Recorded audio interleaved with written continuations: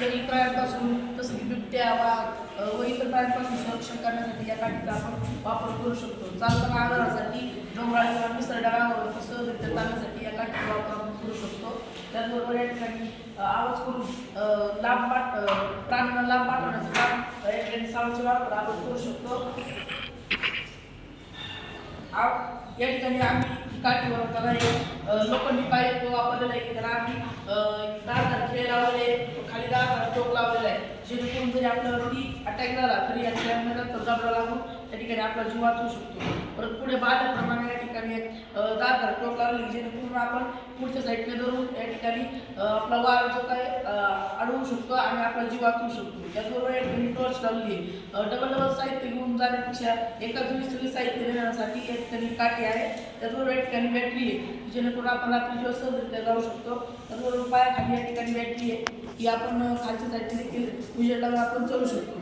त्याचबरोबर या ठिकाणी लेझर लावली की आपण लेझर जर एखाद वेळेस जर आपल्याकडे हिशोबाने आला तर त्याच्या जर डोळ्यावर सरकली तर डोळ्यावर परिणाम होऊन त्या ठिकाणी तो आपल्यापासून लांब जाऊ शकतो. त्याचबरोबर या ठिकाणी साऊंड एक मोठा आवाज होऊन आपण जवळ येण्यापासून वाचवू शकतो. त्याचबरोबर रबरी बसवली जेणेकरून आपण कशा पद्धतीने काठीला फिरवलं तरी आपल्या काठी आता तुम्ही काठी निष्ठून राहील यासाठी. त्याचबरोबर या ठिकाणी इलेक्ट्रिक शॉक या ठिकाणी बसवलेला आहे. आपल्या निम्म्यापासून खाली काठीला या ठिकाणी आपण करंट दिलं आहे, जेणेकरून आपलं जर ही काठी चालवून राहिली आपण फक्त संरक्षणासाठी पुढच्या साईडने धरली आणि जर आपल्यावरती प्राण्याने हल्ला केला याचा जर स्पष्ट झाला प्राण्याचा तर या ठिकाणी त्या प्राण्याला शॉक बसू शकतो. जर तो प्राणी नवजात असेल त्याचं कातड जर पातळ असेल तर शॉक बसून तो बेशुद्ध करू शकतो व आपल्याला तिथून पळ काढण्याचा वेळ भेटू शकतो. किंवा जर त्याला पकडायचं असेल तर पकडण्यासाठी देखील आपण पकडू त्याला शकतो.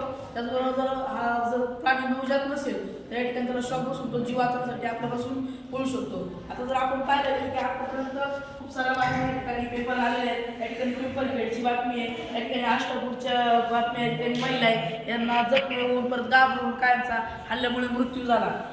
पण याच्यावरती आजपर्यंत काही तोडगा निघालेला नाही आहे. त्याचबरोबर या ठिकाणी जर पाहिलं तर बिबट्यामुळे शेतकऱ्यांचा जीव मुठीत, कारण की जर शेतकऱ्याचं जर पाहिलं तर शेतकऱ्याला रोज रोज शेतामध्ये जायला लागतं.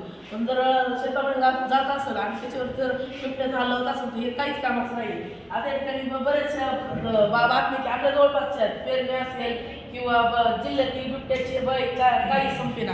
म्हणजे आतापर्यंत इतकं सरकार जे काही ऑर्डर करत आहेत, परत जे काही वन विभाग आहे ते पण या ठिकाणी आदेश देत आहेत, पण आजपर्यंत त्याच्यावरती तोडगा निघलेला नाही. तर या ठिकाणी आपण बिबट प्रश्नासाठी आता हवी कृती याच्यावरती फक्त कृती हवी हाच फक्त प्रश्न पडलेला आहे. पण आतापर्यंत याच्यावरती प्रत्यक्ष कृती झालेली नाही. आम्ही जे काही यंत्र बनवलेलं आहे या यंत्रामुळे 100% नाही 70 ते 80% जीव निश्चित